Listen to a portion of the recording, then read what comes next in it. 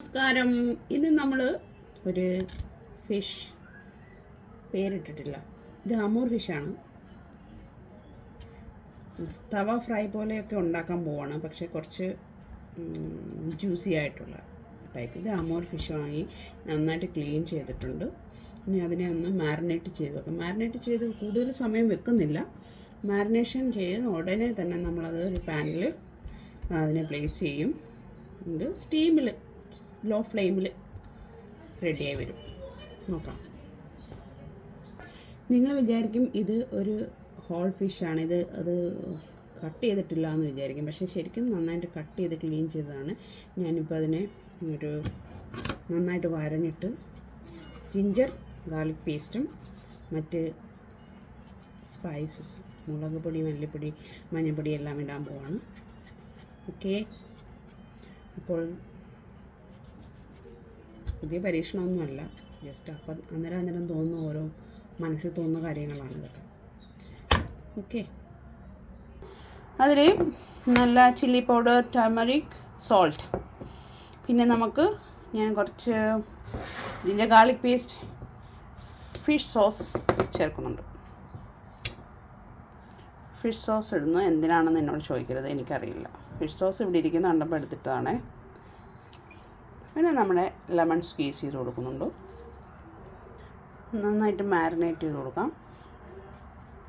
ഫിഷിൻ്റെ ഷേപ്പ് കിട്ടാൻ വേണ്ടിയിട്ടാണ് ആ തലയൊക്കെ അങ്ങനെ വെച്ചിരിക്കുന്നത് കേട്ടോ.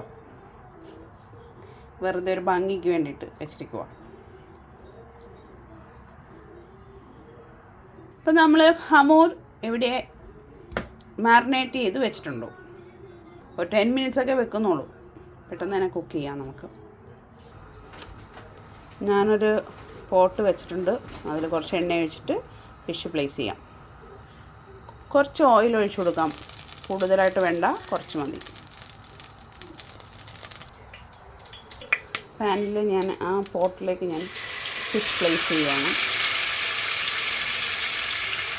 ഒരു 3 minutes one side, 3 minutes other side, അങ്ങനെ വെച്ചിട്ട് പിന്നീട് അതിലേക്ക് കുറേ ഐറ്റംസ് ആഡ് ചെയ്യുന്നുണ്ട്. കുറച്ച് വെജിറ്റബിൾസൊക്കെ ആഡ് ചെയ്തിട്ട് ലോ ഫ്ലെയിമിലാണ് കുക്ക് ചെയ്യുന്നത്.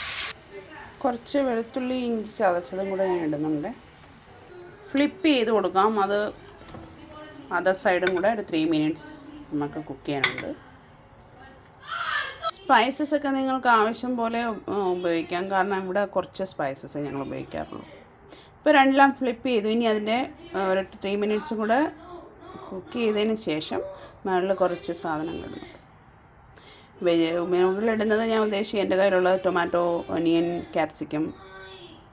അതിലേക്ക് ചേർക്കാൻ ഞാൻ കുറച്ച് capsicum, tomato and curry leaf, onion ഇത്രയും എടുത്ത് വെച്ചിട്ടുണ്ട്. സവാളയും തക്കാളിയും ഒരു ക്യാപ്സിക്കവും അരിഞ്ഞ് വെച്ചിട്ടുണ്ട്. അതിപ്പോൾ അതിലേക്ക് നമുക്ക് ചേർത്തിട്ട് ലോ ഫ്ലെയിമിൽ ഒരു 5 to 8 മിനിറ്റ്സ് നമുക്ക് കുക്ക് ചെയ്യാം. ഫിഷ് ഇപ്പോൾ രണ്ട് സൈഡ് നന്നായിട്ട് കുക്കായി വരുന്നുണ്ട്. അതിൻ്റെ മേലേക്ക് നമുക്ക് ഇട്ട് കൊടുത്ത് ക്ലോസ് ചെയ്ത് വെക്കാം.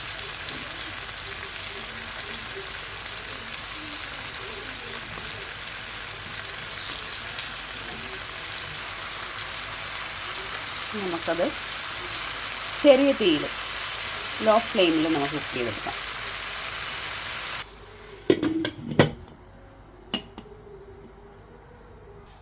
നമ്മുടെ ഹമൂർ ഫിഷ് തവ റെഡി ആയിട്ടുണ്ട്. ഇത് നമുക്ക് ചോറിൻ്റെ കൂടെ കഴിക്കണമെന്നൊന്നുമില്ല, നമുക്ക് അങ്ങനെ തന്നെ കഴിക്കാം. അതിനുള്ള വെജിറ്റബിളും ഫിഷും ഒക്കെ എടുത്തിട്ട് ഇത് മാത്രമായിട്ട് തന്നെ ഒരു മീലായിട്ട് വേണമെങ്കിലും കഴിക്കാം കേട്ടോ.